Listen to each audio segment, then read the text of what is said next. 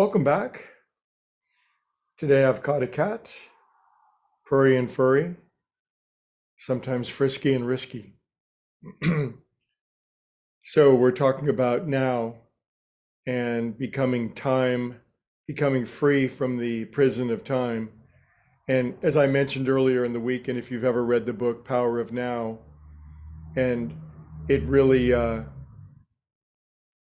book really was a revolutionary spiritual book. And he has a way of stringing together words that are certainly words, but they deliver an experience whilst reading them.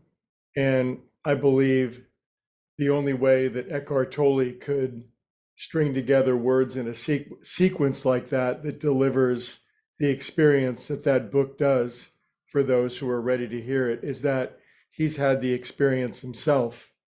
In other words, you can't transmit something that you don't have. And for a human consciousness to so brilliantly express the process and the experience of being free from time could only be expressed by somebody who's done it. The opening chapter of the book where he describes his own spiritual awakening, where he's essentially as miserable as a human being can be, about as down and out, suicidal, end of his rope, has tried everything, nothing works.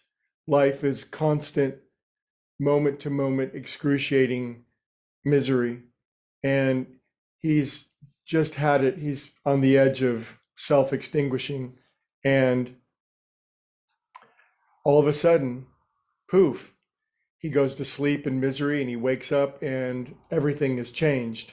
It's as if he had been trapped in a bubble of misery, and that membrane or bubble of misery had popped. Now, there are other examples of these sorts of sudden, spectacular spiritual awakenings all throughout spiritual literature. The book, The Varieties of Religious Experience by William James, is one of the greatest books ever written that describes all the ways that humans wake up out of the mess that we all find ourselves in.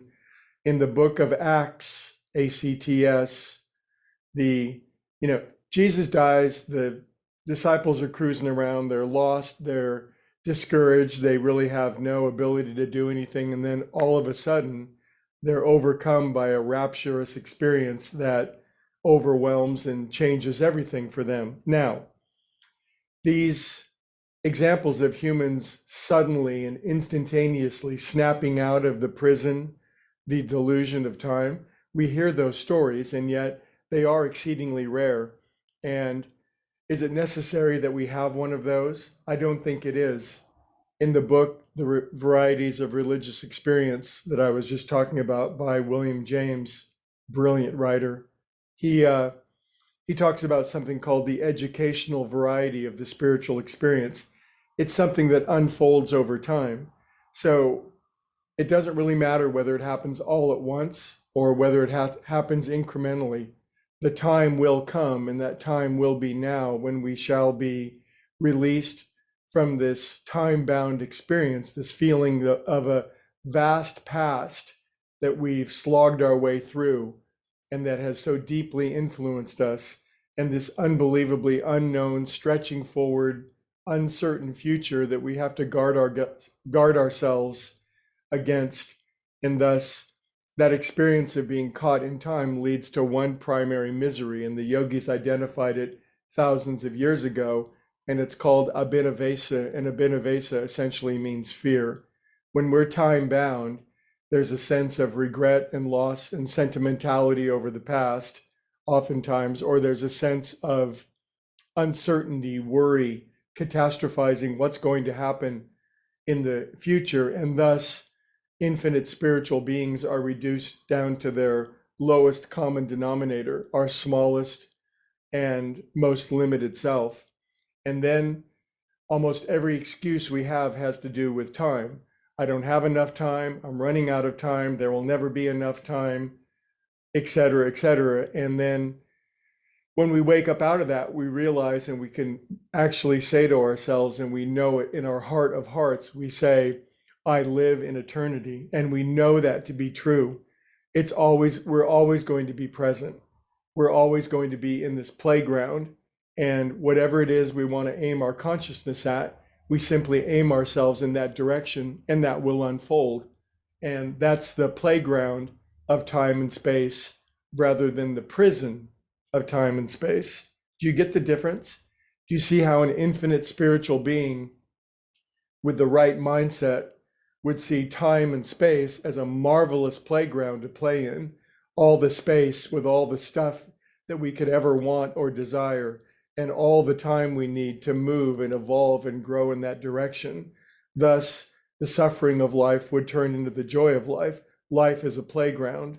The great sages and seers of India, they had a name for existence. They called it Leela, play. It's a play.